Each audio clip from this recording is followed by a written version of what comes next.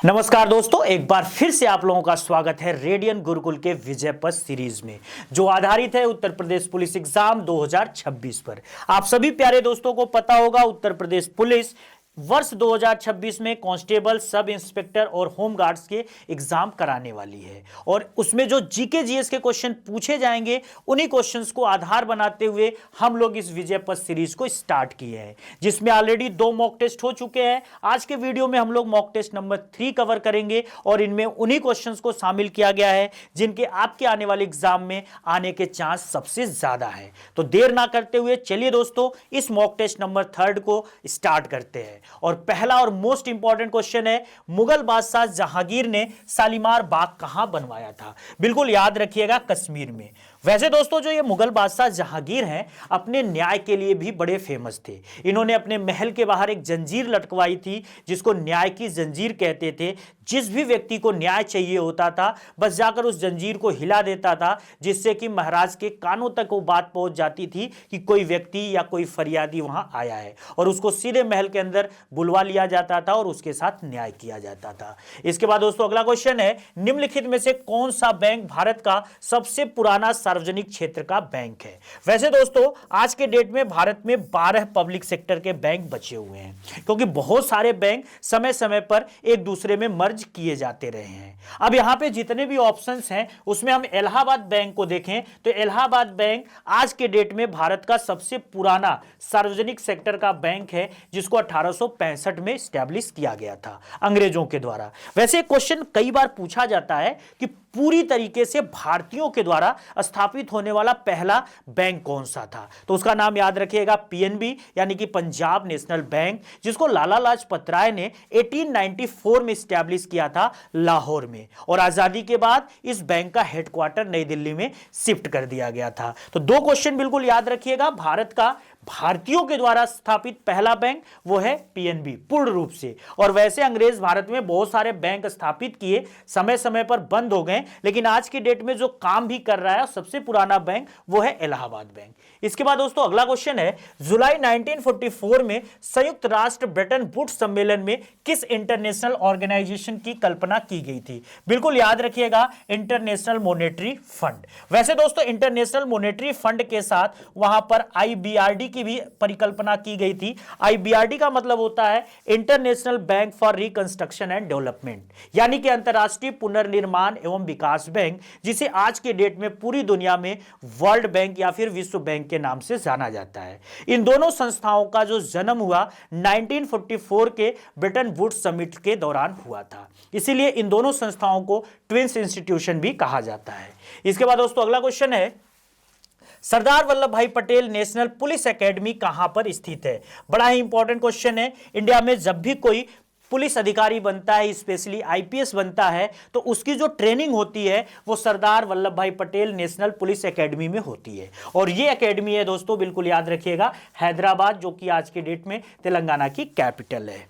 वहीं पर जो व्यक्ति आईएएस बनता है, यानी कि भारतीय प्रशासनिक सेवा में जाता है, उसकी ट्रेनिंग होती है उत्तराखंड के शहर मसूरी में स्थित लाल बहादुर शास्त्री प्रशिक्षण संस्थान में। इसके बाद दोस्तों अगला क्वेश्चन है, गैल्वेनाइजेशन का मतलब स्टील पर किसकी परत, पतली परत चढ़ाना होता है? देखिए, गैल्वेनाइजेशन एक प्रकार का केमिकल प्रोसेस है, जिसमें लोहे पर एक पर्टिकुलर धातु है, उसकी पतली सी परत चढ़ा दी जाती है, जिससे जो लोहा होता है वो रस्ट यानी कि जंग से बचा रहता है। तो वो जो धातु है उसका नाम क्या है? बिल्कुल याद रखिएगा, जिंक। और ये बहुत बार पेपरों में पूछा जाता है कि गैल्वेनाइजेशन में आयरन पर किस मेटल की परत चढ़ाई जाती है? बिल्कुल याद रखिएगा, जिंक। अगला क्वेश्चन है, सबसे अच्छी क्वालिटी का कोयला जिसमें 80 से लेकर 95% तक कार्बन होता है, वो कौन सा होता है? तो उसका नाम पहले तो जान लीजिए, एंथ्रासाइट। अब बात करते हैं भारत में कितने टाइप के कोयले होते हैं? 4 टाइप के। पहला होता है एंथ्रासाइट, एंथ्रासाइट के बाद दूसरा होता है विटुमिनस, बिटुमिनस के बाद तीसरा होता है दोस्तों लिग्नाइट, और चौथा कोयला होता है यहां पे पीट कोयला। तो ये 4 टाइप के कोयले हमारे देश में पाए जाते हैं। अब इसमें सबसे बेस्ट कोयला एंथ्रासाइट होता है, जो स्पेशली जम्मू एंड कश्मीर के आसपास के रीजन में मिलता है। और भारत में जो सबसे ज्यादा कोयला पाया जाता है वो है बिटुमिनस। स्पेशली झारखंड, छत्तीसगढ़ और उड़ीसा के रीजन्स में जो कोयला मिलता है वो बिटुमिनस है। इसके अलावा लिग्नाइट तमिलनाडु के रीजन में पाया जाने वाला थर्ड क्वालिटी का कोयला है और सबसे घटिया कोयला होता है पीट, जिसको कि कच्चा कोयला भी कहते हैं और ये दलदली क्षेत्रों में ज्यादातर मिलता है। अगला क्वेश्चन है, उत्तर प्रदेश के किस जिले को पीतल नगरी यानी कि ब्रास सिटी के नाम से जाना जाता है? बिल्कुल याद रखिएगा, यहां पर मुरादाबाद। दोस्तों मुरादाबाद जो है यहाँ पे उत्तर प्रदेश का एक बड़ा ही फेमस सिटी है। यहाँ पे पीतल के बर्तन और पीतल के जो भी सामान होते हैं वो बहुत ज्यादा मात्रा में बनाए जाते हैं, इसलिए मुरादाबाद को ब्रास सिटी के नाम से जाना जाता है। इसके अलावा उत्तर प्रदेश के कुछ बड़े फेमस सिटीज हैं और उनके कुछ निकनेम्स देख लेते हैं, जैसे कि लखनऊ को बोला जाता है सिटी ऑफ नवाब यानी कि नवाबों का शहर। वाराणसी को बोलते हैं सिटी ऑफ टेंपल्स या फिर spiritual capital of India. Allahabad यानी कि प्रयागराज को बोला जाता है संगम सिटी। आगरा को बोलते हैं ताज सिटी या फिर सिटी ऑफ ताज। कानपुर को बोलते हैं Manchester of north India. Meerut को बोला जाता है sports city of India. Aligarh को बोला जाता है लॉक सिटी। यहां मुरादाबाद जिस पर ऑलरेडी क्वेश्चन था वो है ब्रास सिटी। ग्लास सिटी यानी कि सीसा नगरी के नाम से जाना जाता है फिरोजाबाद। झांसी को बोलते हैं गेटवे ऑफ बुंदेलखंड। नोएडा और ग्रेटर नोएडा जो कि आज के डेट में उत्तर प्रदेश के गौतम बुद्ध नगर जिले में स्थित हैं, तो ये भी बड़े इंपॉर्टेंट शहर हैं। इनको बोला जाता है आईटी हब और एजुकेशन हब। साथ ही सबसे लास्ट बलिया जो कि बागी बलिया। इसके बाद दोस्तों अगला क्वेश्चन है, हिंदू पौराणिक कथाओं के अनुसार महाकाव्य रामायण में भगवान राम अयोध्या के शासक थे, जो किस राज्य की राजधानी थी? उसका नाम याद रखिएगा कौशल। दोस्तों अभी रिसेंटली भारत सरकार ने अयोध्या में राम मंदिर का निर्माण किया और अयोध्या के जो इंटरनेशनल एयरपोर्ट है उसका नाम भी बदलकर अब कर दिया है महर्षि वाल्मीकि, जो कि लगातार यूपी स्पेशल एग्जाम्स में पूछा जाता है। अगला क्वेश्चन है, किस भारतीय ने अर्थशास्त्र में नोबेल पुरस्कार जीता है? उनका नाम है अमर्त्य सेन और अमर्त्य सेन ने 1998 में इंडिया की तरफ से पहला नोबेल प्राइज जीता था। नोबेल प्राइज दुनिया का सर्वोच्च सम्मान होता है जो आज के डेट में 6 क्षेत्रों में दिया जाता है, जिसमें मेडिसिन होता है, फिजिक्स होता है, केमिस्ट्री होता है, पीस होता है, लिटरेचर होता है और इकोनॉमिक्स होता है। इसके बाद दोस्तों अगला क्वेश्चन है, credit card number, personal identification, account user name या फिर पासवर्ड जैसी निजी और संवेदनशील जानकारी प्राप्त करने का एक धोखाधड़ी वाला काम क्या कहलाता है? तो उस काम को बिल्कुल याद रखिएगा, फिशिंग बोला जाता है कंप्यूटर की भाषा में या फिर वर्चुअल दुनिया में।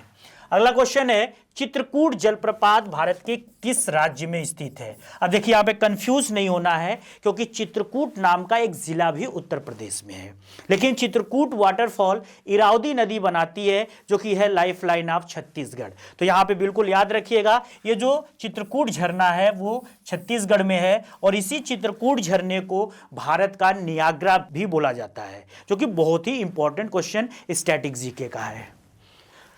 वेनेजुएला की राजधानी का नाम बताना है। वेनेजुएला की राजधानी का नाम है दोस्तों कराकस और अभी रिसेंटली अमेरिका की जो सेना है वो वेनेजुएला में घुसकर वेनेजुएला के राष्ट्रपति मदुरो को किडनैप कर लिया। सोचो कि एक सोवरेन कंट्री में कोई भी देश घुसता है और उसके राष्ट्रपति को किडनैप कर लेता है और कारण बताता है कि इनकी वजह से अमेरिका में ड्रग सप्लाई हो रही है। तो कहीं ना कहीं दुनिया बहुत ही खतरे में है और खास रूप से डोनाल्ड ट्रंप की जो एक्टिविटीज है वो इस पूरी दुनिया में एक तरीके की अशांति का माहौल बनाए हुई है। अगला क्वेश्चन है, निम्नलिखित में से किस रेडियो एक्टिव धातु का दुनिया का सबसे बड़ा भंडार भारत में है? उसका नाम याद रखिएगा थोरियम।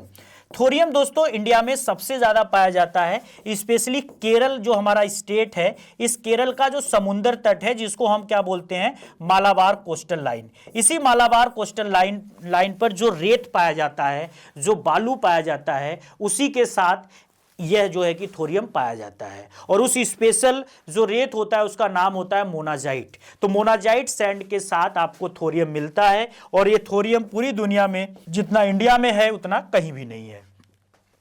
अगला क्वेश्चन है, रविन्द्रनाथ टैगोर ने निम्नलिखित में से किस देश का राष्ट्रगान लिखा था? देखिए रविन्द्रनाथ टैगोर का लिखा हुआ एक गाना बाद में बांग्लादेश ने अपने राष्ट्रगान के रूप में स्वीकार किया, क्योंकि बांग्लादेश का जन्म ही होता है 1971 में। लेकिन रविन्द्रनाथ टैगोर ने जिस गाने को लिखा आमार सोनार बांग्ला, वो उन्होंने लिखा था स्वदेशी आंदोलन के टाइम जब बंगाल विभाजन किया गया था अंग्रेजों के द्वारा। तो उसी के विरोध में उन्होंने बंगालियों को एकजुट करने के लिए एक बड़ा ही फेमस गाना लिखा था आमार सोनार बांग्ला, और इसी गाने को बाद में बांग्लादेश ने अपना राष्ट्रगान बनाया। रविन्द्रनाथ टैगोर के द्वारा लिखा गया एक और बड़ा फेमस गाना जनगण मन, वो हमारे देश का नेशनल एंथम है। अगला क्वेश्चन है, निम्नलिखित में से कौन सा नृत्य मुख्य रूप से आसाम से जुड़ा हुआ है? इसका नाम है बिहू। बिहू एक प्रकार का फोक डांस है जो कि मकर संक्रांति के अवसर पर मनाया जाता है पूरे आसाम में। बड़ा ही फेमस फेस्टिवल है और इस फेस्टिवल के दौरान जो डांस होता है उसी को बिहू डांस बोला जाता है। किस योजना के तहत खोले गए सभी बैंक खातों को 5,000 रुपए तक की ओवरड्राफ्ट सुविधा दी गई है? उसका नाम याद रखिएगा, PMJDY यानी कि प्रधानमंत्री जनधन योजना, जिसको अगस्त 2014 में भारत सरकार ने लॉन्च किया था। इस योजना में जीरो बैलेंस पे गरीबों को अकाउंट खोलने का परमिशन दिया गया और यहां पर बोला गया कि आप 5,000 रुपए तक का ओवरड्राफ्ट, यानी कि आपके अकाउंट में पैसा नहीं है तब भी आप 5,000 रुपए तक का ओवरड्राफ्ट कर सकते हो और उसके बाद फिर बाद में पैसा जमा कर सकते हैं। अगला क्वेश्चन है, उत्तर प्रदेश पुलिस के प्रतीक चिन्ह पर किस जानवर की तस्वीर है? बिल्कुल याद रखिएगा, मछली। देखिए ये है उत्तर प्रदेश पुलिस का प्रतीक चिन्ह, जिसमें आपको यहाँ पे साफ साफ मछली की इमेज दिख रही है। साथ ही उत्तर प्रदेश सरकार का ये है सिंबल और इसमें भी आपको मछली का इमेज दिख रहा है। तो मछली का इमेज उत्तर प्रदेश पुलिस के साथ साथ उत्तर प्रदेश का जो अपना ऑफिशियल सिंबल है उस पर भी दिखता है। अगला क्वेश्चन है, उत्तर प्रदेश में कुल कितनी लोकसभा सीटें हैं? बिल्कुल याद रखिएगा, 80।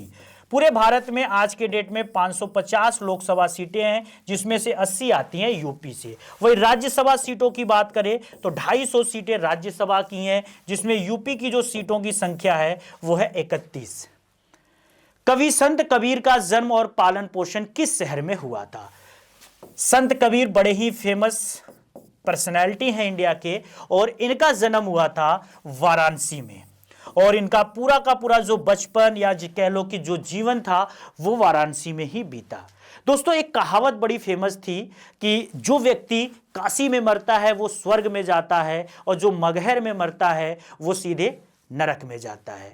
बस इसी धारणा को तोड़ने के लिए पूरा जीवन काशी में बिताने के बाद जब उनके मरने का समय आया तो संत कबीर चले गए मगहर और उनका जो मृत्यु होता है वो मगहर में होता है और वो दुनिया को यही बताना चाहते हैं कि किसी पर्टिकुलर जगह पे मरने से आप स्वर्ग या नरक में नहीं जाओगे, आपके कर्म आपको बताएंगे कि आप कहाँ जाने वाले हो मरने के बाद, स्वर्ग में जाओगे या फिर नरक में जाओगे।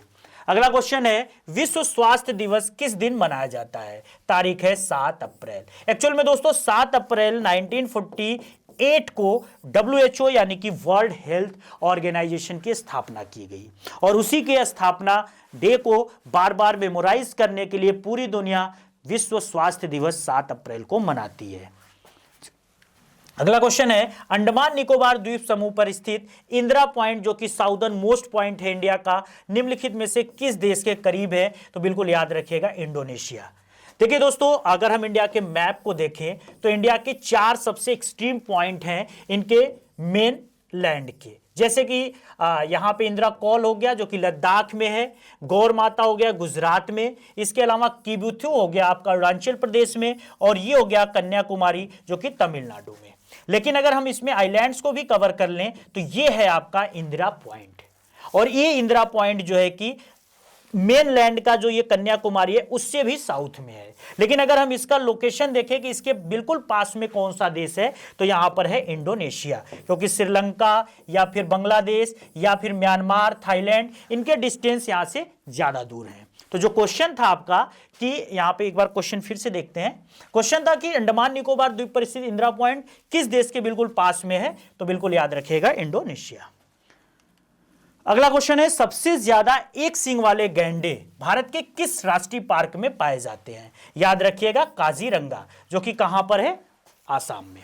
वहीं दोस्तों जिम कॉर्बेट भारत का पहला नेशनल पार्क है जहां पर सबसे ज्यादा टाइगर्स पाए जाते हैं। 1936 में जिम कॉर्बेट को नेशनल पार्क के रूप में एस्टैब्लिश किया गया। बाद में जब 1973 में प्रोजेक्ट टाइगर स्टार्ट किया गया तो प्रोजेक्ट टाइगर के तहत भारत का पहला टाइगर रिजर्व जिम कॉर्बेट बना था और जिम कॉर्बेट में आज के डेट में सबसे ज्यादा नंबर ऑफ टाइगर पाए जाते हैं। लेकिन अगर स्टेट पूछे कि सबसे ज्यादा टाइगर किस स्टेट में मिलते हैं तो वह है आपका मध्य प्रदेश। भारत में निम्नलिखित में से कौन सा शहर कर्क रेखा से सबसे दूर है? तो कर्क रेखा का मतलब होता है ट्रॉपिक ऑफ कैंसर, जो भारत के लगभग बीचों बीच से होकर गुजरता है 8 राज्यों से। तो पहले इन राज्यों को देख लेते हैं। देखिए, गुजरात, मध्य प्रदेश, छत्तीसगढ़, झारखंड, वेस्ट बंगाल, त्रिपुरा और मिजोरम। तो ये जो 8 स्टेट हैं यहीं से जाएगा, तो जो भी इनके शहर हैं वो इनके आसपास होंगे। अब यहां पे ऑप्शन में देखते हैं क्या क्या है। ऑप्शन में है गांधीनगर गुजरात का हो गया, झारखंड का रांची हो गया, त्रिपुरा का अगरतला हो गया। तो ये तीनों तो नजदीक हो गए। दूर पूछ रहा है तो दूर हो गया भुवनेश्वर, क्योंकि यहां पे आप देख पा रहे होंगे उड़ीसा का कर्क रेखा से कोई लेना देना नहीं है। इसके बाद दोस्तों अगला क्वेश्चन है, हार्नबिल फेस्टिवल निम्नलिखित में से किस राज्य में मनाया जाता है? देखिए, हार्नबिल फेस्टिवल 1 दिसंबर से 10 दिसंबर तक हर साल नागालैंड में मनाया जाता है। नागालैंड 1 दिसंबर 1963 को एक अलग स्टेट के रूप में आसाम से होकर बना था और नागालैंड का स्पेशल जो कल्चर है, वहाँ का जो स्पेशल पूरा का पूरा जीवन है, सांस्कृतिक हो चाहे फिर वो उनका सामाजिक जीवन हो, उस पूरी की पूरी संस्कृति को रिफ्लेक्ट करता है ये फेस्टिवल और बहुत इंपॉर्टेंट है, लगातार आपके एग्जाम्स में पूछा जाता है। भारत का संविधान भारत के अटॉर्नी जनरल को अपॉइंट करने की शक्ति किसको देता है? याद रखिएगा, प्रेसिडेंट ऑफ इंडिया। भारत का जो अटॉर्नी जनरल होता है आर्टिकल 76 के तहत अपॉइंट होता है। यह भारत का सर्वोच्च कानूनी अधिकारी होता है। इसको इंग्लिश में बोला जाता है attorney general of India. Bharat का मूल संविधान किसके द्वारा हाथ से लिखा गया था? तो यह नाम याद रखिएगा, प्रेम बिहारी नारायण रायजादा। जब महात्मा गांधी को जबरदस्ती ट्रेन से उतारा गया तो वह दक्षिण अफ्रीका में कहां जा रहे थे? यह घटना हुई थी दोस्तों 1893 में। एक्चुअल में गांधी जी 1893 में डरबन से प्रिटोरिया जा रहे थे, ठीक है, और रास्ते में कुछ अंग्रेज भी ट्रेन में चढ़ गए। चूंकि ये थोड़े से अच्छे वाले श्रेणी के डब्बे में बैठे थे, जो कि काले लोगों को या फिर कह लो कि जो नॉन इंग्लिश थे या फिर अश्वेत थे उनको अलाउ नहीं था। जब अंग्रेज वहां चढ़ते हैं तो वो गांधी को देखते हैं और बौखला जाते हैं और गांधी को चलती ट्रेन से फेंक देते हैं कि ये डब्बा सिर्फ अंग्रेजों के लिए रिजर्व है, तुम्हारे जैसे लोगों के लिए नहीं है। गांधी यहीं से अपना जो है कि आंदोलन शुरू करते हैं और पूरे अफ्रीका में एक तरीके का आइडियोलॉजी सेट करते हैं कि किसी भी प्रकार का भेदभाव नहीं होना चाहिए। बाद में नेल्सन मंडेला पूरे अफ्रीका को इस तरीके की यूनिटी में बांधते हैं और नेल्सन मंडेला भारत रत्न भी प्राप्त करते हैं आने वाले समय में। इसके बाद दोस्तों अगला क्वेश्चन है, निम्नलिखित विकल्पों में से सही युग्म चुनना है। एक तरफ आपके कुछ पंचवर्षीय योजनाएं हैं और दूसरी तरफ जो है कि आपके उस टाइम के प्राइम मिनिस्टर्स के नाम हैं। जैसे कि 6 ईयर प्लान को देखते हैं पहले। तो इसका जो ड्यूरेशन है दोस्तों 6 ईयर प्लान का 1980 से लेकर 85 माना जाता है। तो उस टाइम राजीव गांधी नहीं थे क्योंकि ये प्लान इंदिरा गांधी ने रेडी किया था। 5 ईयर प्लान का जो टाइम था दोस्तों ये है 1974 से लेकर 1978 तक। तो ये बिल्कुल सही टाइम है क्योंकि इंदिरा गांधी यहां प्रधानमंत्री थी। चौथी पंचवर्षीय योजना का जो समय है दोस्तों ये है 1969 से लेकर 74। इस टाइम भी इंदिरा गांधी थी, जबकि यहां पे ऑप्शन में जवाहरलाल नेहरू है, ये भी गलत हो गया। 7वीं पंचवर्षीय योजना का जो टाइम है 1985 से लेकर 90, जो कि राजीव गांधी के टाइम था, लेकिन ऑप्शन में पीवी नरसिम्हा राव है, तो ये भी गलत। तो यहां पे ऑप्शन नंबर बी आपका बिल्कुल करेक्ट है। कौन सा सिद्धांत बताता है कि स्थिर रुचि और वरीयताओं के साथ आय बढ़ने पर भोजन पर खर्च किया गया आय का अनुपात कम हो जाता है? इसका नाम याद रखिएगा, एंजल का नियम। दोस्तों एंजल ने कहा कि जैसे जैसे व्यक्ति की आय बढ़ती है तो उसका जो उपभोग पर यानी खाने पीने पे जो खर्चा होता है वो बढ़ता है, लेकिन उसका जो अनुपात है वो लगातार क्या होता है, वो कम होता जाता है। इसको मैं एग्जांपल से समझा रहा हूं। जैसे सपोज करो कि आज आप 500 रुपए कमा रहे हो, तो आप खाने पीने पे सपोज करो कि यहां पे आप 300 रुपए खर्च कर रहे हो, तो आप टोटल कमाई का 60% खाने पीने पे खर्च कर रहे हो। अब आप यहां पे आ गए 1000 रुपए कमाने लगे। अब आपने जो 300 रुपए आप खर्च कर रहे थे, आप यहां पे क्या करने लगे, 500 खर्च कर दिए। टोटल अमाउंट आपका बढ़ गया। पहले आप 300 खाने पीने पे खर्च कर रहे थे, अब आप 500 करने लगे। लेकिन अगर हम यहां परसेंटेज देखेंगे तो ये जो अनुपात है वो गिर गया। देखो अमाउंट बढ़ रहा है लेकिन परसेंटेज घट रहा है। जैसे एक और एग्जांपल दे रहा हूं, अगर आप 2000 कमाने लगे तो अब आप यहां पे इसको फिर बढ़ा रहे हो, आप इसको 800 रुपए कर रहे हो खाने पीने पे, लेकिन अगर परसेंटेज देखोगे तो अब ये 40% रह गया। तो एंजल ने यही बताया था कि जब आपकी आय बढ़ेगी तो कंजम्पशन पे उसका जो अमाउंट है वो बढ़ेगा, लेकिन रेशियो जो होगा वो घट जाएगा। अगला क्वेश्चन है, अराकान योमा हिमालय का विस्तार किस देश में स्थित है? तो बिल्कुल याद रखिएगा, म्यांमार। ये देखिए, ये है हमारा हिमालय। हिमालय बिल्कुल इंडिया और चाइना के बीच में, यहां बॉर्डर पे लोकेटेड है, नेपाल भूटान के साथ। लेकिन यहां से जब वो सिंटेक्सियल मोड़ लेकर आगे बढ़ता है तो ये जो रीजन है, ये पूरा का पूरा यही रीजन है अराकान योमा। तो किस देश में इसका एक्सटेंशन होता है? बिल्कुल याद रखिएगा, म्यांमार में। अगला क्वेश्चन है, सीमांत भूमि का आकार होता है। देखो सीमांत भूमि या फिर सीमांत किसान इंडिया में किसको कहते हैं? जिन किसानों के पास 1 हेक्टेयर से कम जमीन हो। 1 हेक्टेयर को अगर हम बिल्कुल आम बोलचाल की भाषा में कहें या यूपी की भाषा में कहें तो लगभग आप ये लगाकर मान लो कि 12 साढ़े 12 बीघे के आसपास की जमीन। तो अगर 12 साढ़े 12 बीघे के आसपास जमीन आपके पास उससे कम है तो आप मार्जिनल फार्मर में कंसीडर किए जाओगे। निम्नलिखित में से कौन सा जोड़ा सही ढंग से मेल नहीं खाता है? यानी कि एक तरफ क्रॉप है और उसकी दूसरी तरफ लार्जेस्ट प्रोड्यूसर है। जैसे कि आलू, तो आलू उत्तर प्रदेश में ही होता है। कोकोनट बिल्कुल सही, केरला में ही होता है। बनाना ये गलत है क्योंकि बनाना महाराष्ट्र में नहीं होता है। बनाना भी आपका कहां पे सबसे ज्यादा प्रोड्यूस होता है? केरला में। और तंबाकू ये बिल्कुल सही है, आंध्र प्रदेश। तो यहां पे ऑप्शन नंबर सी हो जाएगा। दिसंबर 2025 में किस भारतीय क्रिकेट स्टार को पीएनबी, अभी पंजाब नेशनल बैंक की बात हम लोगों ने किया था, उसकी पहली महिला ब्रांड एम्बेसडर अपॉइंट किया गया है? बिल्कुल याद रखिएगा, इंडियन क्रिकेट टीम की फीमेल, जो इंडियन फीमेल क्रिकेट टीम है उसकी कैप्टन हरमनप्रीत कौर। अगला क्वेश्चन है दोस्तों, आरबीआई ने दिसंबर 2025 में किन बैंकों को भारत का सबसे सुरक्षित बैंक बताया है? तो देखिए उसमें स्टेट बैंक ऑफ इंडिया है, एचडीएफसी यानी कि हाउसिंग डेवलपमेंट फाइनेंस कॉर्पोरेशन है, और आईसीआईसीआई यानी कि industrial credit and investment corporation of India. तो ये 3 बैंक जो है कि इंडिया के सबसे सुरक्षित बैंक है दिसंबर 2025 के एक रिपोर्ट के अनुसार। इस रिपोर्ट को आरबीआई ने पेश किया था। जयपुर में हुए 5वें खेलो इंडिया यूनिवर्सिटी गेम्स में किस यूनिवर्सिटी ने मेडल टैली में टॉप किया? इस यूनिवर्सिटी का नाम याद रखिएगा, चंडीगढ़ यूनिवर्सिटी।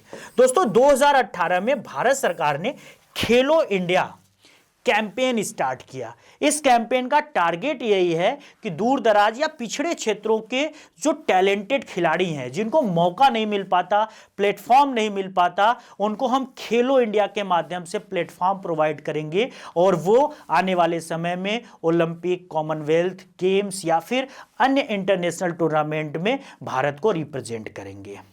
खेलो इंडिया के बहुत सारे अलग अलग वैरायटीज के टूर्नामेंट होते हैं, जैसे कि खेलो इंडिया यूनिवर्सिटी गेम्स, खेलो इंडिया यूथ गेम्स, खेलो इंडिया विंटर गेम्स, खेलो इंडिया बीच गेम्स, तो बहुत सारे पैरा गेम्स हैं, बहुत सारे गेम्स हैं दोस्तों। किस संसद ने दिसंबर 2025 में लोकसभा में राइट टू डिस्कनेक्ट बिल 2025 पेश किया? बिल्कुल नाम याद रखिएगा, सुप्रिया सूले, एनसीपी की ये सांसद हैं। और राइट टू डिस्कनेक्ट बिल का मतलब क्या है दोस्तों? इस बिल को मंजूरी भी मिल गई है भारत सरकार के माध्यम से, राष्ट्रपति ने साइन भी कर दिया, लोकसभा राज्यसभा से पास भी हो चुका। तो एक तरीके से यह अधिनियम बन चुका है, बस अब इसको लागू होने की देरी है। पहले समझते हैं ये बिल है क्या। तो देखिए राइट टू डिस्कनेक्ट बिल आपको बस यही कहता है कि ऑफिस टाइम के बाद ऑफिस की तरफ से आपको न तो कॉल न तो मेल इन सब के जरिए डिस्टर्ब नहीं किया जाएगा। यानी कि अगर आपके ऑफिस का टाइम सुबह 10 से शाम 6 तक है तो उसी बीच में ऑफिस वालों की तरफ से आपको परेशान किया जाएगा, यानी कि आपसे काम करवाया जाएगा। जैसे ही 6 बजेगा उसके बाद आपको कंपनी की तरफ से कोई भी मेल, चाहे फिर व्हाट्सएप या इस तरीके का कुछ भी नहीं भेजा जाएगा। अगला क्वेश्चन है, दिसंबर 2025 में दिल्ली में यूनेस्को के 20वें सत्र के दौरान किस भारतीय त्योहार को इंटेंजिबल कल्चरल हेरिटेज के लिस्ट में डाला गया है? बिल्कुल याद रखिएगा, दिवाली। कमेंट बॉक्स में आप मुझे बताने वाले हो भारत में दिवाली क्यों मनाई जाती है। इसके बाद दोस्तों आज का आखिरी क्वेश्चन है, दिसंबर 2025 में नीति आयोग द्वारा किस भारतीय राज्य को भारत की अदरक राजधानी यानी कि ginger capital of India announce किया गया है? नाम याद रखिएगा, मिजोरम। दोस्तों आज के वीडियो में हम लोगों ने टोटल 38 क्वेश्चंस का ये मॉक टेस्ट कवर किया। SI, UP constable, head constable या फिर कह लो यूपी होमगार्ड, सारे एग्जाम के लिए पूरे क्वेश्चंस इंपॉर्टेंट हैं। और सबसे इंपॉर्टेंट चीज़ कि इस पूरे क्लास की जो पीडीएफ है आपको रेडियन गुरुकुल के टेलीग्राम चैनल से मिल जाएगी, जिसका लिंक आपको डिस्क्रिप्शन बॉक्स में मिलेगा और जाकर आप वहां से डाउनलोड कर लेना। अगर आप चैनल पर पहली बार आए हो और वीडियो आपको अच्छी लगी है तो इस वीडियो को लाइक करना, शेयर करना और चैनल को सब्सक्राइब करना। जय हिंद दोस्तों।